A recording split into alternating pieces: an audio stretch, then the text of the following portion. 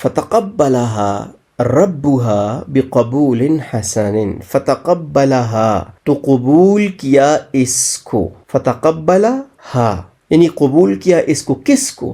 مریم علیہ السلام کو، یا مریم علیہ السلام کی والدہ کو، یا کس چیز کو؟ اس کے اوپر تھوڑی سی بات کرتے ہیں. بقبول حسن بہترین طریقے پہ، بقبول قبول کرنا، حسن بہترین طریقے سے، اچھے طریقے سے، وَأَنبَتَهَا اور پالا اس کو، پروان چڑھایا اس کو.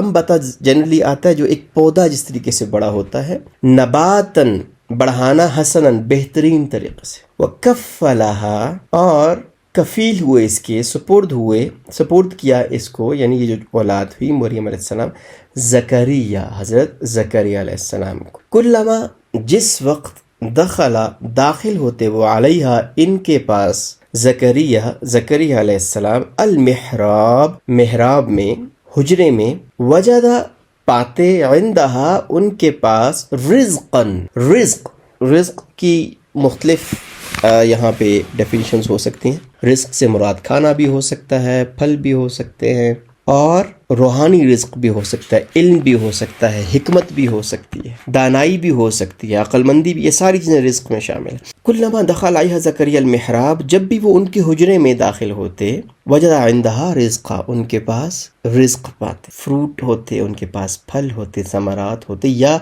ایسی وہ باتیں کرتی جو کہ جس سے علم و حکمت کے پھول جڑ رہے ہو. قالا تو کہا زکریا علیہ السلام نے، یا مریم اے مریم، انا کہاں سے، لکی آپ کے لیے، آپ کے پاس، ہاذا یہ کہاں سے آیا آپ کے پاس؟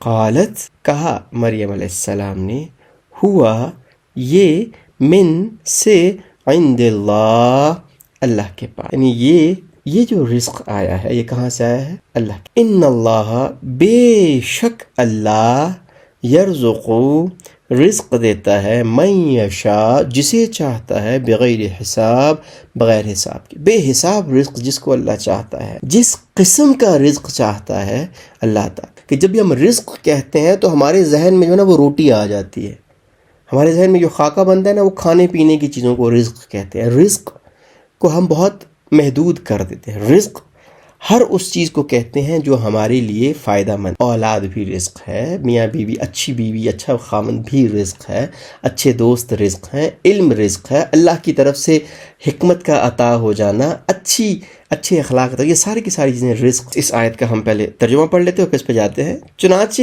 اللہ نے اس یعنی مریم کو، یا اس مریم علیہ السلام کی والدہ کو، اس پر تھوڑی سی بحث کی جاتی ہے، بہترین طریقے پہ قبول فرما لیا اور اسے بہترین طریقے سے پالا، بہترین طریقے سے پروان چڑھایا، اور زکریا علیہ السلام کو ان کا سرپرست بنا دیا. زکریا علیہ السلام ان کے سرپرست. اور جب کبھی زکریا علیہ السلام ان کے پاس، ان کے حجرے میں، ان کی عبادت گاہ میں جاتے تو ان کے پاس کچھ رزق پاتے. تو انہوں نے پوچھا، اے مریم آپ کے پاس یہ چیزیں کہاں سے آئی ہیں؟ تو وہ بولیں، انہوں نے جواب دیا، اللہ کے پاس. انہوں نے کہا یہ اللہ کے پاس سے ہے، یہ اللہ کی طرف سے آئی، اور اللہ جس کو چاہتے ہیں بے حساب رزق. سب سے پہلے یہاں پہ کچھ جو ہے زیادہ تر جو مفسرین کا خیال ہے وہ یہ کیا ہے، فتقبلها ربها تو قبول کیا ان کے رب نے، بقبول حسن بہترین طریقے سے. اللہ نے ان کو قبول کیا. کیسے قبول کیا؟ کہ جب انہوں نے کہا نا انی وضعتها انثى، میں نے تو اللہ بیٹی پیدا کری، یہ کیسے جائے گی؟ تو اللہ نے ان کو قبول فرما لیا. ایسے سرکمسٹانسز پیدا فرمائے، ایسی چیزیں فرمائیں، ایسے حالات ہوئے کہ جو کہیں بھی نہیں لی گئی تھی. آپ اس سے اندازہ کر لیں کہ فار ایگزامپل ہمارے ہاں، آلدو کہ یہ تمثیل پراپر نہیں ہوگی، لیکن ہمارے یہاں بہت ساری عبادت گاہیں ہوتی ہیں، تو وہاں پہ جتنے بھی مجاور ہوتے ہیں، جو کوئی بھی ہوتا ہے وہاں کا، جو خدمتگار ہوتے ہیں، خادم ہوتے ہیں، مسجدیں ہیں، مسجدوں کے جو خادم ہوتے ہیں وہ کون ہوتے ہیں؟ میلز ہوتے ہیں سارے کے سارے. فیمیلز تو کبھی بھی نہیں ہوتی. لیکن یہ وہ واحد فیمیل، یوں سمجھ لیں وہ خاتون تھیں جن کو مسجد اقصیٰ میں جو ہے وہ وقف کے لیے قبول کر لیا گیا، آزاد کی گئی اس کے لیے، تو انہوں نے قبول کیا گیا.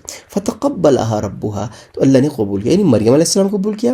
کچھ مفسرین فرماتے ہیں کہ جو ان کی والدہ کی جتنی بھی چیزیں تھیں نا، دیکھیں وہ اب دعائیں کر رہی ہیں، اے اللہ اس کو قبول فرمائیے، اے اللہ میں اس کو آپ کے نام پہ آزاد کرتی ہوں، اے اللہ اس بچی کو اور اس کی اولاد کو اے اللہ میں آپ کی پناہ میں دیتی ہوں. تو فتقبلہا، قبول کیا اللہ نے اس کو. اب دونوں ہو سکتی ہیں، مریم علیہ السلام ہو سکتے ہیں، ان کو اللہ نے قبول کیا تو ظاہر ہے قبول کیا ہی کیا. ان کی والدہ کے بارے میں کچھ کہتے ہیں کہ ان کی والدہ کی بھی جتنی دعائیں تھیں، جتنی ان کی عبادات تھی، جتنی خواہشات تھی، اللہ نے بہترین طریقے سے قبول کی. قبول حسن، بہترین طریقے سے. وَأَنبَتَهَا نَبَاتًا حَسَنًا، اور اس کو پروان چڑھایا، ان کی پرورش کی، ان کو بڑا کیا بہترین طریقے سے. وَكَفَّلَهَا زَكَرِيَّا، اور ان کا سرپرست کس کو بنا دیا؟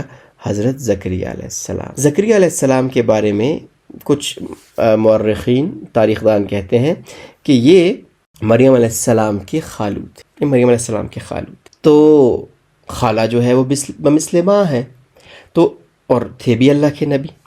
تو بہرحال، اور یہ بھی ایسا نہیں تھا کہ انہوں نے کہا جی یہ میں کفالت بنا لیتا ہوں. اس کے لیے ابھی تھوڑی دیر بعد ایک اور آیت آ جائے گی کہ باقاعدہ قرآن اندازی ہوئی تھی. ایسا اللہ نے قبول کیا تھا. کون پرورش کرے گا، کون ان کی جو ہے وہ کفالت کرے گا؟ باقاعدہ قرآن اندازی ہوئی تھی وہاں پہ. زکریا علیہ السلام جو تھے وہ یوں سمجھ لیں کہ بڑے امام تھے. بہت سارے علماء تھے، بہت سارے عالم تھے.